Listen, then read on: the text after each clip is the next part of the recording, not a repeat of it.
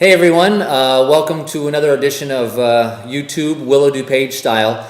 Wanted to just give you a quick message as we make our way into the final weekend of Celebration of Hope. I think there are a couple of things I want to mention. First of all, just a hearty way to go to all of you for the different ways that you've engaged in our Celebration of Hope initiative. This past weekend, I know many of you picked up the copy of Richard Stern's book and are already making your way through it. And not only is your mind being stretched already, but you're probably finding a level of inspiration through the book. And I would just continue to encourage you to make your way through it as we as a congregation do that. And then I wanted to just cycle back to a couple of the things that have occurred. We did a phenomenal job packing meals. I mean, over 1,000 of you packed meals, and that was just a really rich experience. And with me is Don Hershock, our Promised Land and Next Gen Director.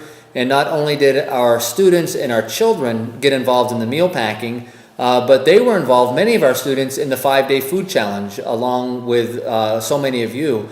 And Donna and I were talking about how students engaged with the 5-day food challenge. So Donna, I thought if you could just let us know, I know you had a highlight of a conversation with a student. I mean, what was that interaction like with them around the food challenge? Yeah, it was great. It was really fun to see all of the students get involved, and we had several of them do the food challenge, and for some of them it was quite challenging, and so they would kind of fall off the wagon and they would just start back up again, which was really fun just to see them. Even though it was difficult, they were really excited about at least giving it a try. And we had over 40 Promised Land students or children that did the thirst challenge as well, so that was really exciting. And, it's just a meaningful experience. I mean, so many of us identified in some pretty significant ways with this. And then this final movement of Celebration of Hope is this Sunday at both the 9 and the 11:15 hour, where we're going to be bringing an offering, a gift, in addition to our regular tithes as an offering. So I would just ask you to be preparing and prayerful about what that would be.